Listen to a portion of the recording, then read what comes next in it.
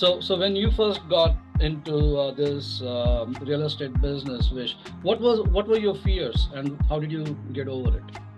So my fears was, man, I don't even know who this guy is. That is number one. Number two is this guy doesn't even have a website. How do I trust him? That is number two. Number three is I don't even know this business. In fact, I invested as a limited partner even before joining RE Mentors. Okay. So how did I do it? Because I was tired of uh, not seeing any passive income for 6 years in single family homes. I did see a passive income, but not to the point where I wanted it.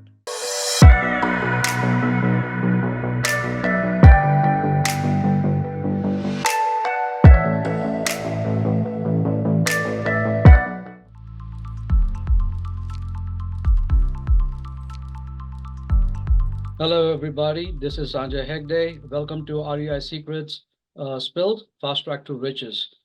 Today, I have with me as a guest Vish Muni. Vish Muni is the co-founder of PGL Properties, LLC, a commercial real estate investment company extending investment opportunities, right? He has over 20 years of experience as a small business entrepreneur, IT professional, and he's also an active real estate agent and a full-time commercial real estate investor. I've known Vish for over 4 years now.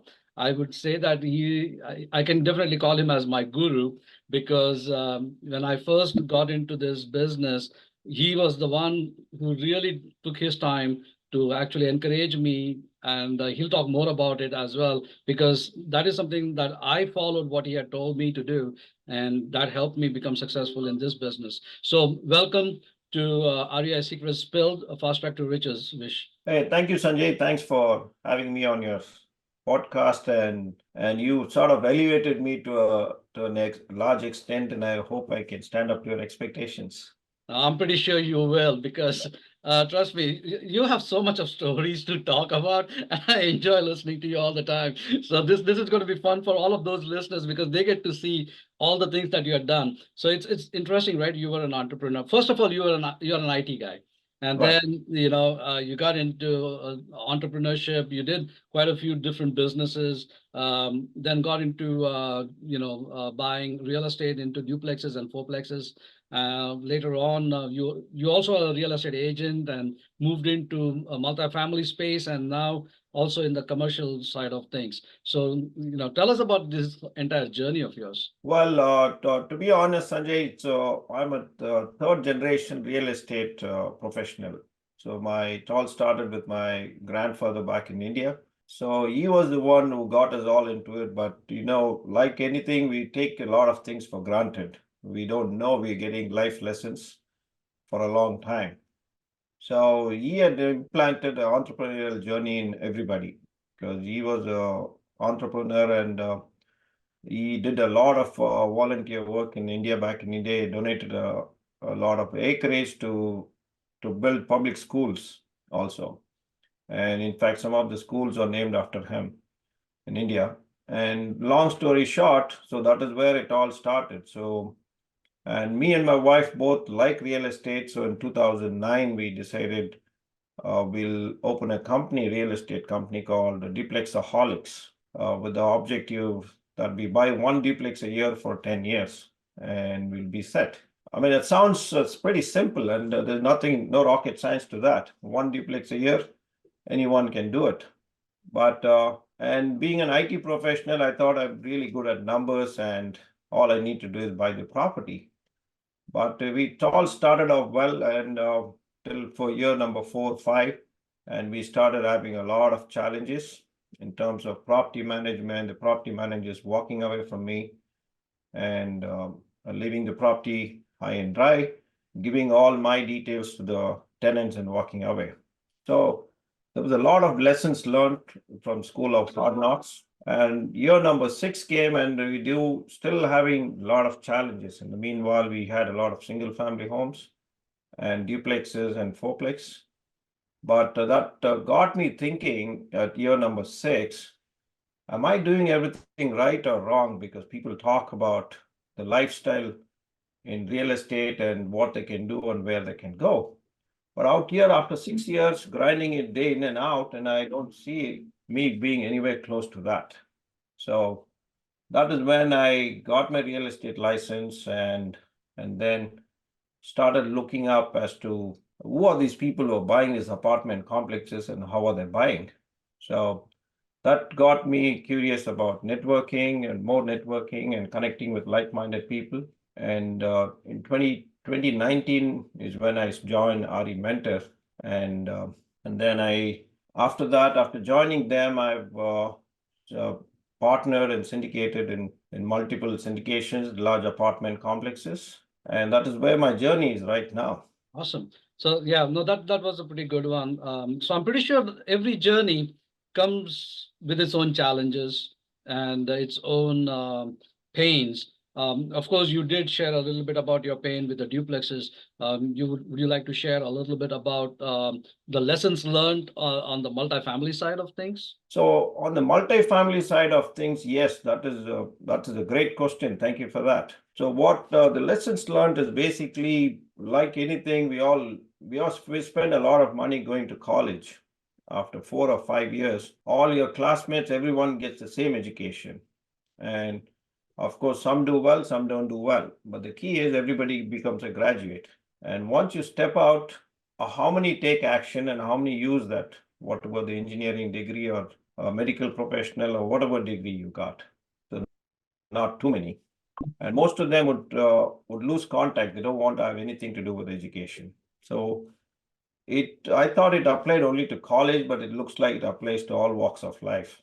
So getting back to your question, so real estate syndications, most of us are taught to follow a certain path because if someone is giving you money and you want to make sure that they stay on the same track, so and then you give them a set of rules to go by.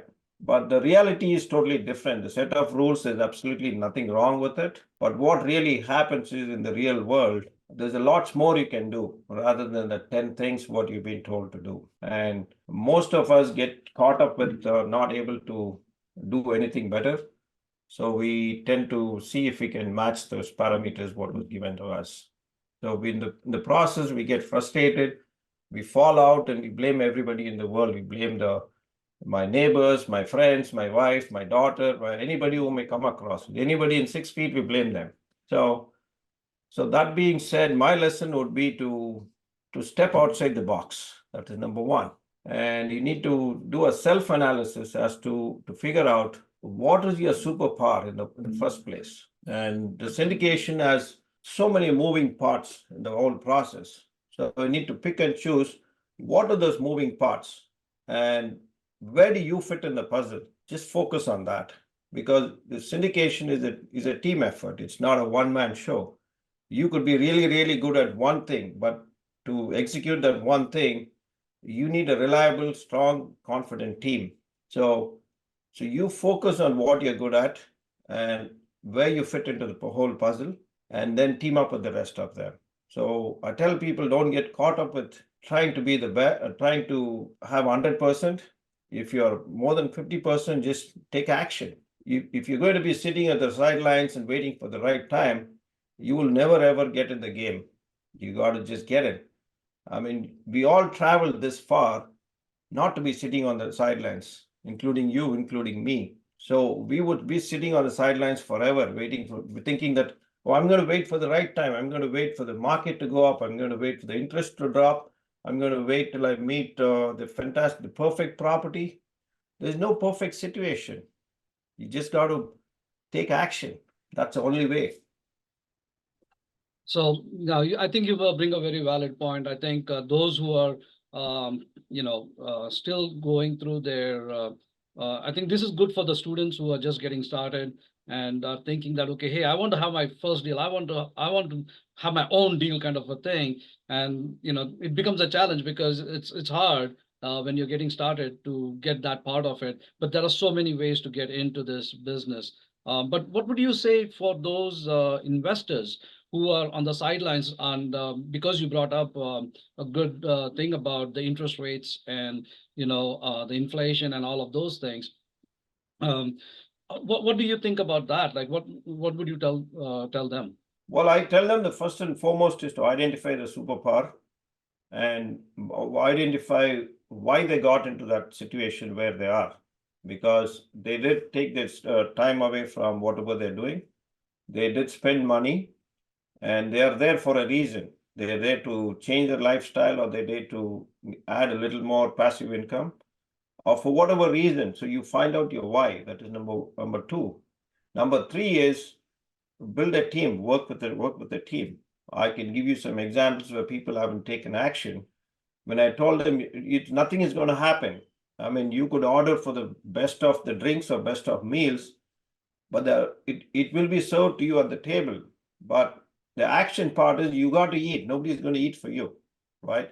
That is the action part. Okay, you could have all the knowledge in the world, but if you don't take that leap, if you don't step on the gas, the car will also not move. That is the action part. Okay, you got to step on it. So what my suggestion would be to partner with people who are already doing these things, where you want to go to get started. They will help you, and otherwise nothing is going to happen. They will always be sitting on the sidelines and talking how bad things are.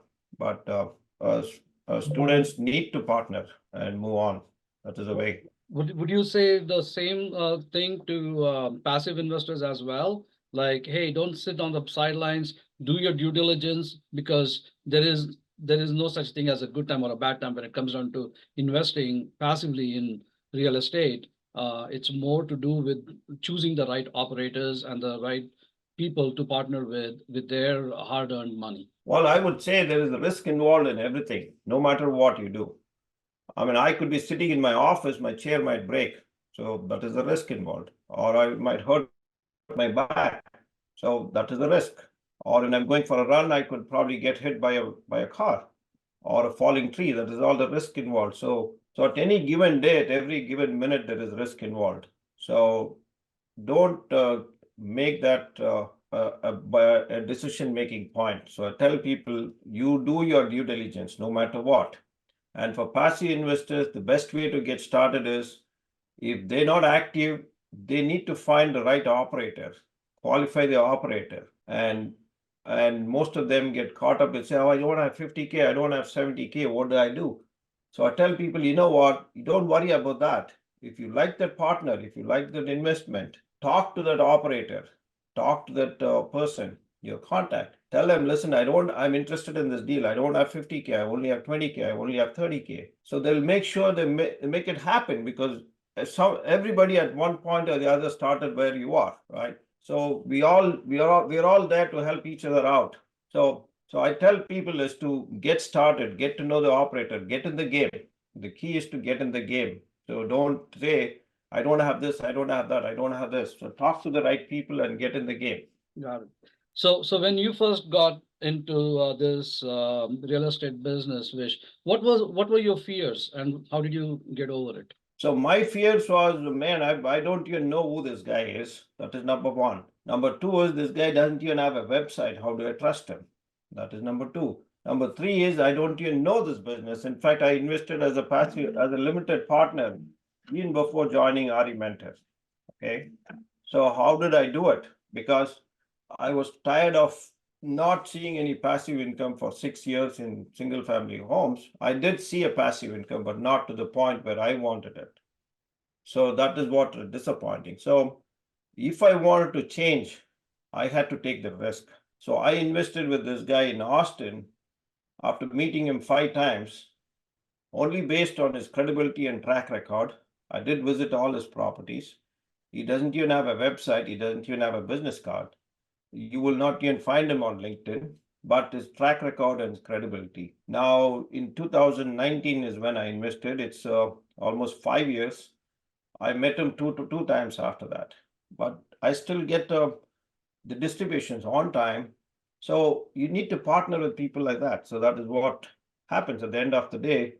You need to do your own due diligence, and I hope I answered your question, or I went off track. No. I think Yeah.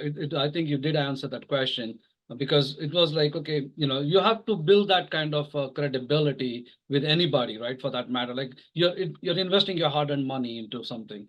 So you got to do your due diligence part of it. And it was very interesting that you said that when did your first passive income investment, it was with somebody that you did not know, had no business card, had no No website, website. no, yeah. Yeah, and but you still ended up doing that purely based on his track record by doing your due diligence. Uh, So, I that think is that what, those.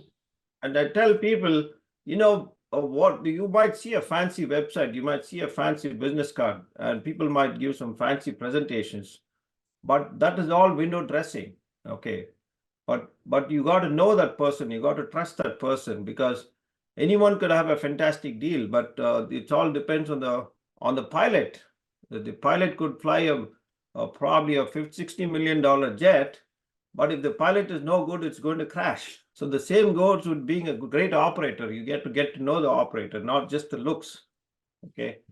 So that is why I invested with this guy. And I'm sure he's asked me after that about 5 to 6 properties. But no, I'm not invested because I want to diversify. But I would I refer him? Yes. Would I invest in his deals? Yes. Would I partner with him? Yes, I would do it. So Yeah, no, it's a very good suggestion that you gave, is because nowadays putting together a website doesn't take a lot, right? right, that's Anybody can yeah. put together something within as less as $600 and as quick as a couple of hours, right? So it's thanks to Right. AI, right? So Yeah. Thanks to anybody can do that. technology. So, Right. but yeah, I think having a good track record of understanding who you're putting your money in with is a very important thing. Having a good understanding about the operator, their knowledge. And I always have looked, one thing is, instead of asking about their wins, I always try to ask them about, what are the things that they've done wrong in their deals in the past, and how they've come out of it is more important to me. The reason why I say that is because it's if they how they say, if you're always been successful and have never seen um, you know um, um, a situation where you have failed, then the problem with that is, it's I wouldn't use the word fail, but you wouldn't have had come across a situation that was sticky and you got out of it. If that doesn't happen, then that kind of operator scares me the most. The reason is because it is going to happen. When you're driving, you know, there is going to be an accident. It might not be because of you. It could be because of somebody else coming and bumping into you. And how do Right. you get out of that situation is more important than, but if somebody is like, hey man, I've never had an accident, I've never done this, everything has always been smooth sailing, then it kind of worries me a little bit, because I don't know if the accident does happen, how is this guy going to come out of it, is the situation, right? So for me, it's always one of the things that I look for. And when I talk to operators is like, hey, tell me something that, you had a sticky situation in one of your properties, and how did you get out of it, is definitely one of the questions that I always ask, because that gives me the peace of mind that, hey, he has seen this kind of a scenario and he's got out of it successfully. So that's the key to me. I don't know if that is something that you look at. Well, yes and no, because to be honest, because a lot of people's probably the attitude, the ego comes into play. So you may or may not get a direct answer for that. That is number one. And if you ask me, there's absolutely nothing wrong in sharing your losses. And if you're going to fall 100 times before you even learn how to stand, even a baby would do that. Okay. But a baby is not able to express how many times they fell and how they hurt their knee and how badly it was bruised, because they can't talk. Because we are right here, we can document, we can do an audio, do a video, and have a numbers chart, everything. So multiple ways we can express the challenges we have had and how we've overcome. Okay. But that comes down to a personality thing, because it's all in everybody has a USP, unique selling point. But for me, it is not in how you manage your success, it is how you manage your failures is what is important. because if it's like playing any game, basketball, soccer, or football, you don't score all the shots you take on the goal, but would you stop taking shots on the goal? I mean, some are so close, some are so far away, and some are stupid shots. Okay, but you learn from every shot, and that is how you go to win the game.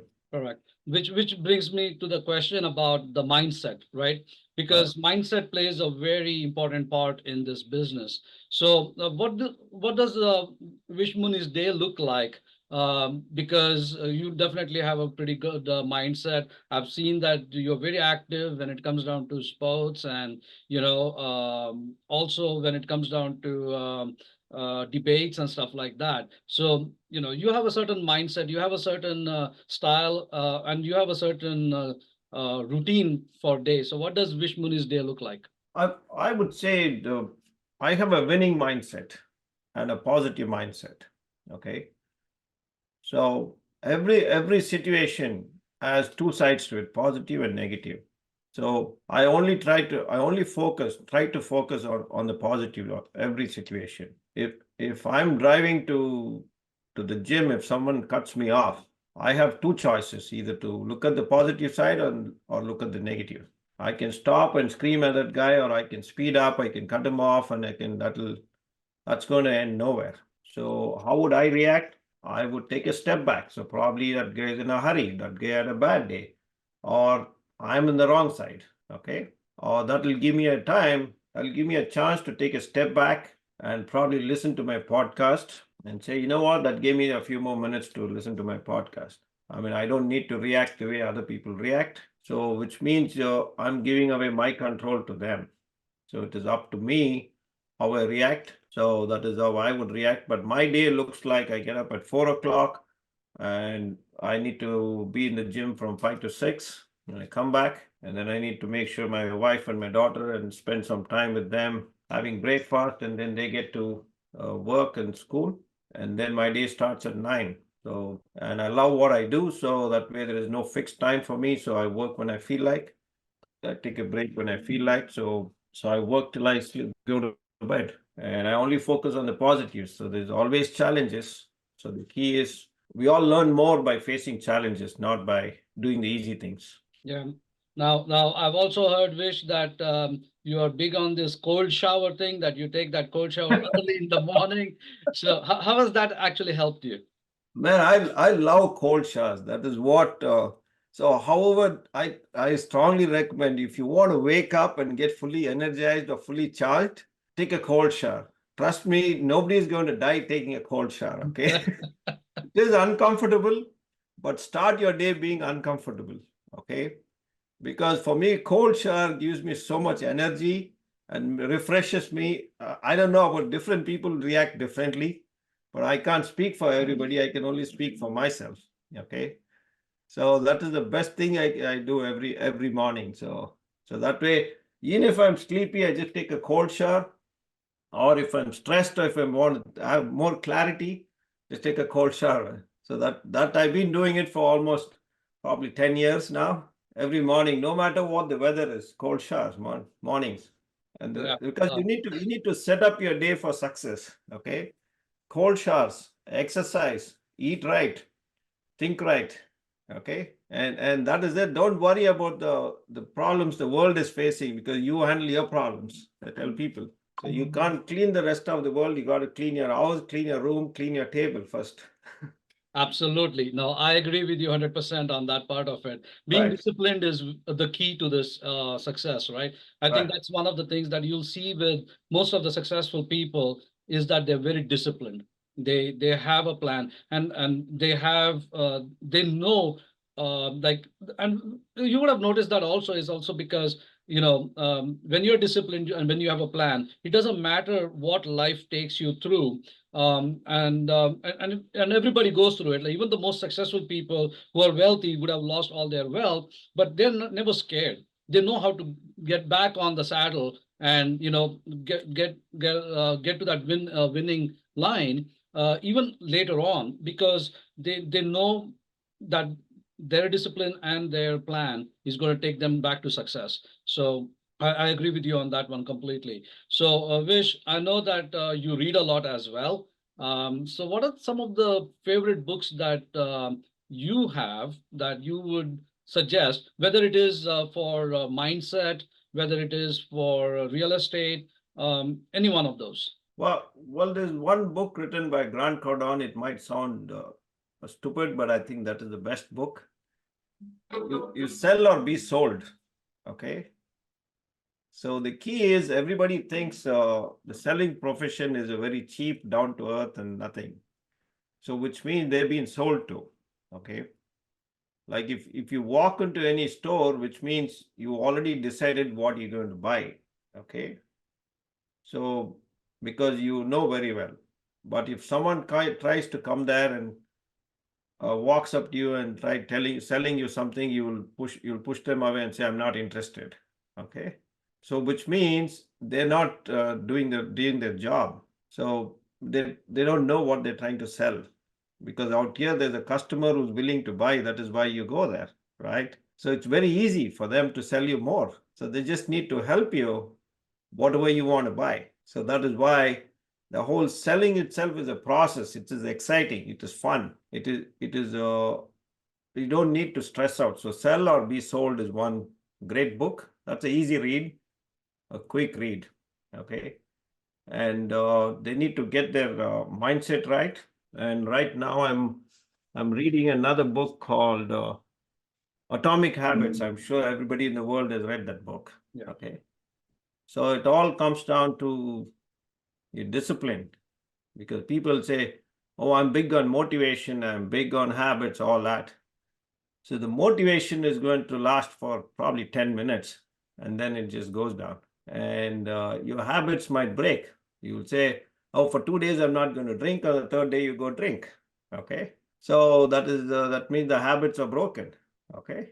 So that is why discipline is something which is important. And I always make sure I read at least 10 to 20 pages of something inspiring and something motivation to strengthen my mindset every day.